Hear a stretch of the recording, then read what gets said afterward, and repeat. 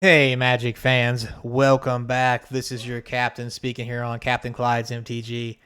And we're going to dive down the rabbit hole. I've been seeing this popping up on Reddit and venture through the dark web to get an idea on it. I found a couple of links and some sites. It appears to be true. Take it for what you will. I've even seen a couple of people talk about videos along with other things about it. But matchmaking and how it works in Arena. This is why Arena is a failed beast. And you can't spend money on it. That's all I want to say. So before I get started, we'll just get straight into it. I won't even go through the spiel. So this was listed on May 7th, 2024. So not too long ago, almost a month at this point. Again, didn't know it was out there. It was last updated on May 7th, but this information has been out there since 2020 apparently, which is probably why I haven't seen it. I don't think I was making videos in 2020, but hell, who knows? I don't even remember. It's been so long. But yeah, so the matchmaking system in Arena. So we've all talked and heard about how you don't get the right this, the right that. It rigs your deck, yada, yada, yada. As much as people want to say it's not true and that they can't do that, you can say that to a point, yes. But at the same time, if this is how the system is ran, anything is possible because it's all about coding. And if people say it's not, they've never coded. Because on the topic of making sure you draw the certain amount of cards at the right time or XYZ, let's not forget the online poker events where people were actually hacking the system so they could see what everybody else's cards were and then playing accordingly, which is something easily could be done on Arena. And if you can see the cards, other things can happen too. But anyway, let's not get into that. Let's get into how matchmaking works. So the matchmaking system in Arena, it says right here, is a confusing thing. So you sit down, you pick your queue, push up somebody, start slinging spells. True, however, down here it tells us that, let me see. Let me give you a better picture. There we go. A little closer for you. Says that we take the whole process for granted, blah, blah, blah, XYZ. Now, keeping track of how the system picks your opponents can get a little tricky, but once you break it down, take a closer look, things start to make sense. Arena's matchmaking relies on a ranking system to decide your opponent and then breaks it down a little further from there. So we all know about Arena's matchmaking system as it goes from gold, silver, yada, yada, yada, all the way up the ranks, right? But did you know about this? Did you know about the MMR? So under the surface of the rank arena gives you, you got an MMR, which is a matchmaking rank, which is assigned to you based on your gameplay. There are 3 different MMRs that Arena keeps track of as you play: open play, constructed, and limited. These help to keep you playing against the right opponents regardless of which deck you choose. Now, first off, to a certain degree, that's a lie, but it's also true, and I'll tell you why in a minute. If you're really good at constructed, but bad at drafting, you won't have to worry about getting stomped in limited while you're busy mopping the floor with constructed scene. Ranked formats use both your limited constructed perspective, which formats play to keep you a safe level, and skill mix-ups, supposedly, as we see here by the rank level, right? Talks about matchmaking and mythic. Okay, so you've got to go over now, yada, yada, yada. If you're at 78%, that means you have only another 22% to climb before you enter the spot, or the top spot. You know, it talks about the leaderboard being 1,500 spots, so forth and so on. As you can see here, constructed rank, limited rank, so forth and so on. Matchmaking for limited. But what does this all mean? So look at this. Matchmaking for open play queues.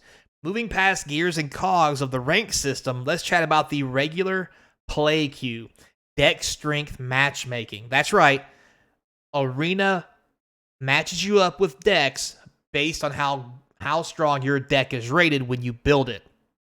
So, deck weight is a system that gives you a rating to each card in your deck, resulting in an overall score. This score, combined with your unranked MMR and number of games played, is used to find opponents that are the best match for you.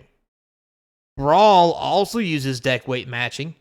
matchmaking and recently had an update to the weight of the certain commanders for matchmaking because of a fix.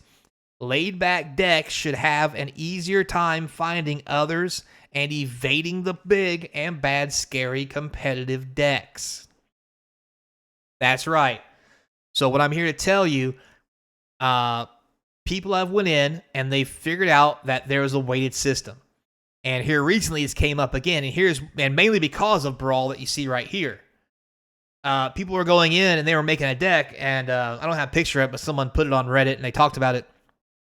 They made a deck and they got an error message that said, your deck weight is too low, you cannot play this deck. What that means is the weight of every card on a number scale was so low, the total weight of the deck was below a certain number, therefore the game considered it not competitive enough to actually be played.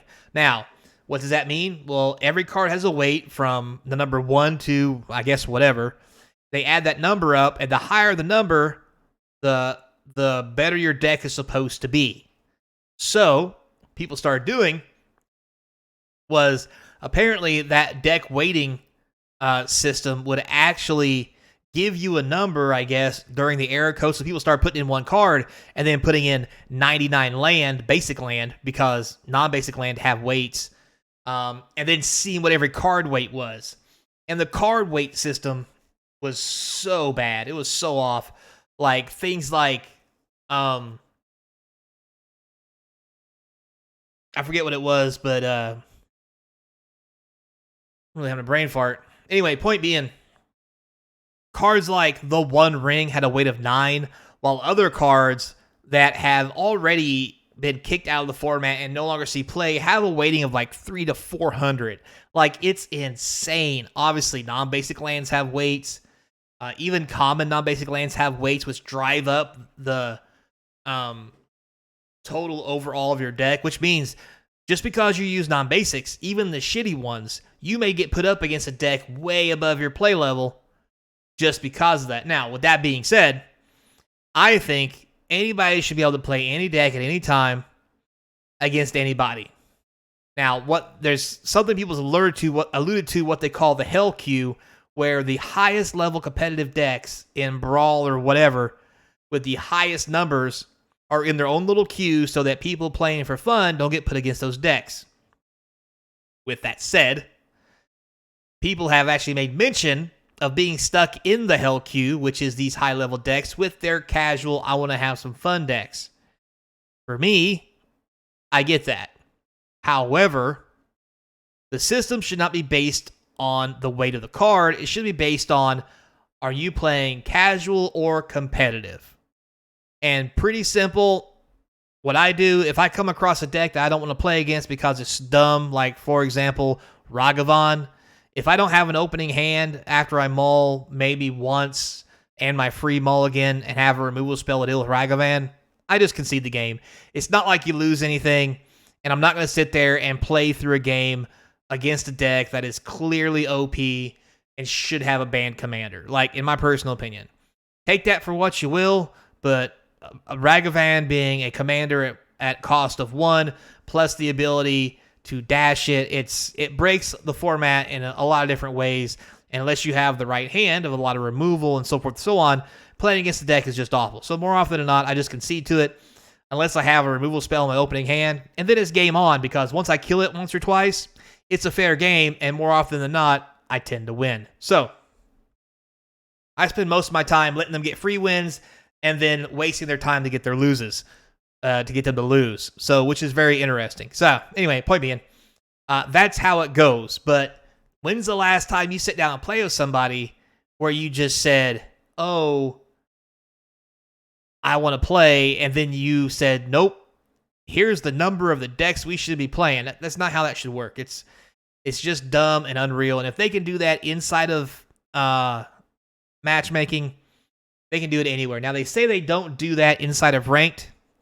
I'm sure many of you will agree that that's not correct, because I have played against people who have had decks way better than mine, almost to the point of improbability,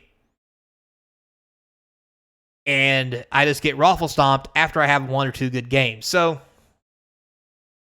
is what it is. So yeah, but just further knowledge to let you guys know the system is weighted. Even if they say it's not on the constructed side or what have you, it's only in non-ranked.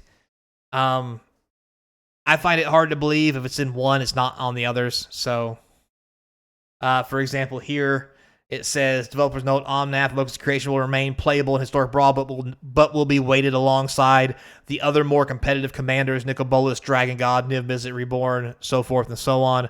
So, deck strength isn't considered for your matches outside of BO1 or Open Play, Q, and Brawl. So they say. In traditional, you're only going to have your open play MMR affect your pool of opponents. In traditional draft, the game will only use your win-loss record, while your limited MMR will be used in sealed along with your win-loss ratio. So there they admit they can use it in sealed along with your win-loss ratio, but they won't do it anywhere else. And I don't know about you guys, I trust that like I trust government. Because it's just lies.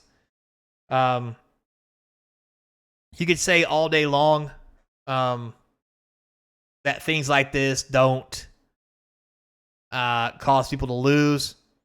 And you can also say all day long how, the people who are constantly in the Magic Arena environment or what have you are the best, and that's why they play the best, and so forth and so on. And but the thing is, people in those situations often win over and over again. And yes, they can be skilled. They really can. But here's something I like to see you compare it to. Think about Texas Hold'em. Are there great players in Texas Hold'em? Yes. Yes, they are. Do they always win in tournaments? No, they do not.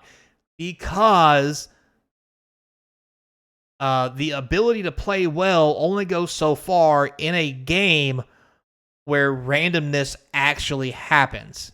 And Texas Hold'em is the best example because 52-card deck, 4 of every card, very similar to Magic. There's some extra outliers in there as well. But as we've seen in the past, you can't continually get lucky. And you can't continually be just good to get to the end. Because if that was the case, the same people would always win Texas Hold'em. And they don't. So do some math on that. So thanks a lot for watching, guys. I do appreciate it. Thanks for coming along for this TED Talk rant. Until next time, be kind. And as always, don't spend money on Arena. And I'll see you across the game table.